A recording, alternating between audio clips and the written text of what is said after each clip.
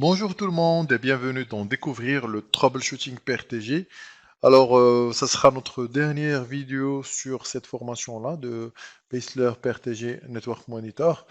Alors, on va voir comment peut-on troubleshooter PRTG, bon, s'il y a des soucis, et aussi on va voir comment peut-on diagnostiquer, ouvrir des tickets, et c'est quoi le support de PRTG surtout.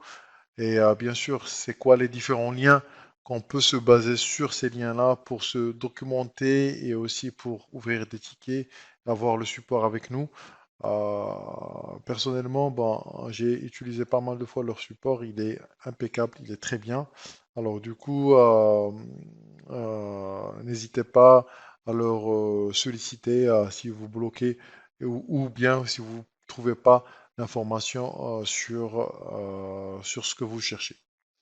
Bon, maintenant, bon, je vais euh, fermer cette fenêtre-là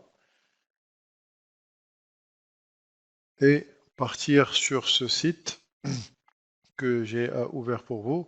Alors, c'est le KB de Paisler, c'est le knowledge base. Il y a toutes les informations que vous cherchez. Et il est très bien documenté. Franchement, j'ai utilisé pas mal de fois. Et il y a pas mal de soucis. Bon, bien sûr, il est en anglais. Mais il y a pas mal de soucis qui ont été soulevés pour des gens parce que Paisler, il travaille sur pas mal de cas d'usage. Alors du coup, vous allez trouver pas mal de choses sur le KB.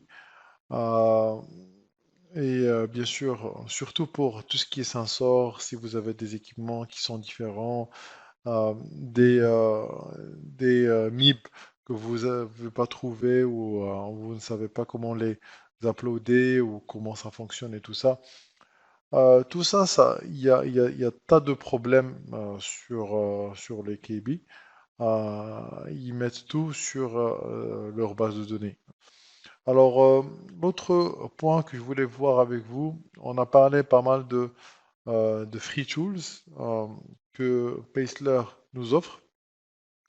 Sincèrement, il y a beaucoup de ces outils-là qui sont utiles, mais des fois vous allez les utiliser et des fois non. Mais les MIB, bon, la plupart lesquels on a vu ensemble, c'est ce que vous allez ou vous aurez à utiliser plus souvent. Et les autres, ça dépend des cas d'usage. Alors, par exemple, les NetFlow testeurs, alors pour les gens de tout ce qui est Cisco et aussi tout ce qui est switching et router, vous allez trouver ça ici.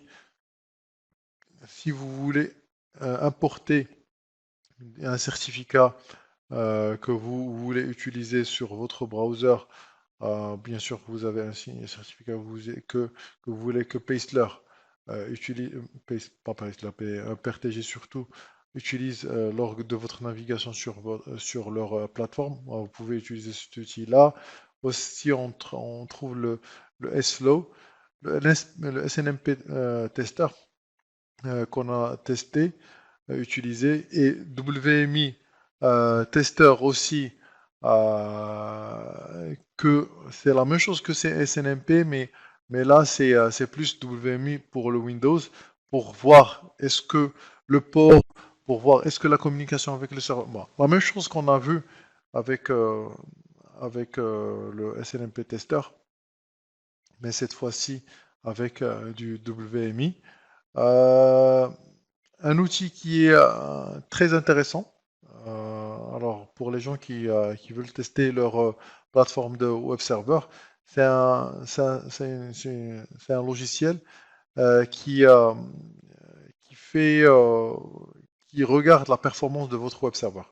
Alors, il fait pas du brute force, mais il force le serveur à essayer d'envoyer plusieurs requêtes HTTP et voir sa possibilité de gérer les flux, combien le maximum que votre serveur web server peut gérer. Euh, alors, multi-serveur simulator, alors c'est plus pour tester votre réseau et management de votre réseau. tout en utilisant des flux virtuels comme du HTTP, FTP et SMTP.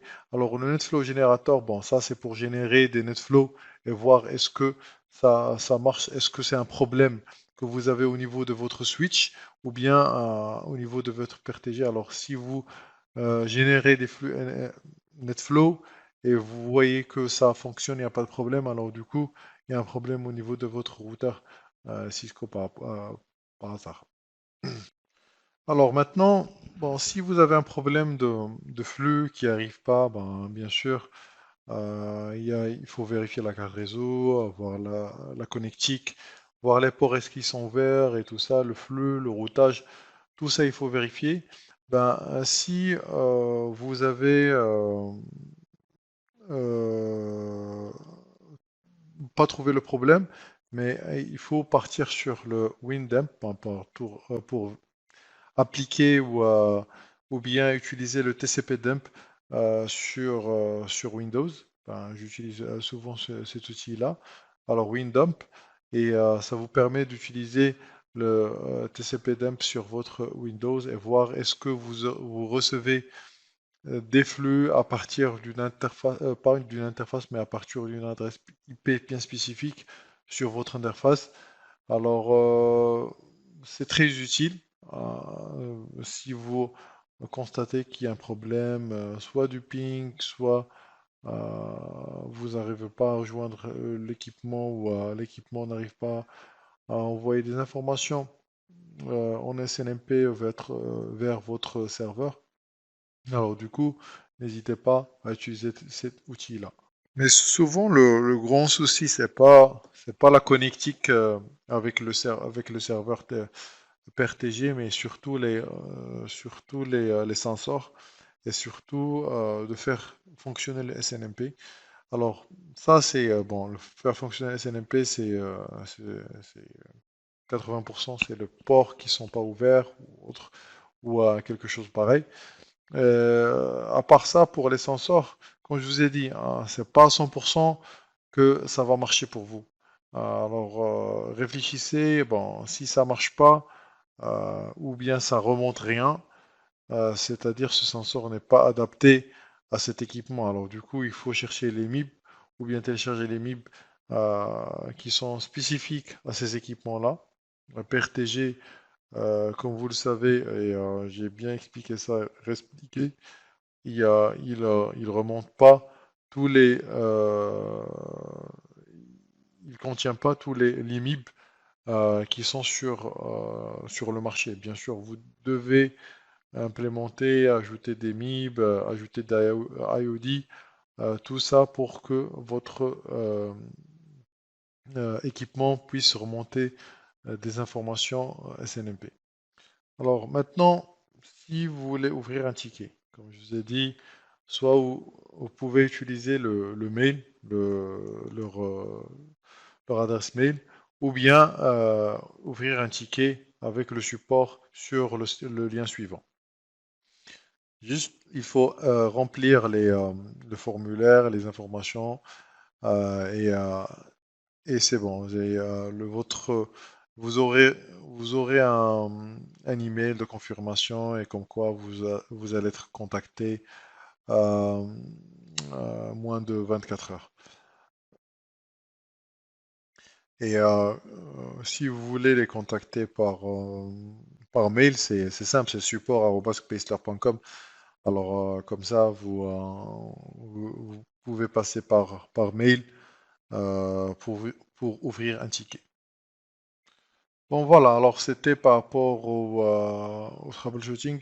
La dernière chose que je voulais entamer avec vous par rapport au troubleshooting sur PRTG, on a vu le souci, bon, si des fois le PRTG en lui-même, il y a des lenteurs, il y a des problèmes, bugs, bon, vous savez que il est sous Windows, alors du coup, c'est pas un système 100% fiable. Bon, c'est pas le PRTG qui n'est pas fiable, mais le système d'exploitation n'est pas stable, si on veut dire, par rapport à d'autres.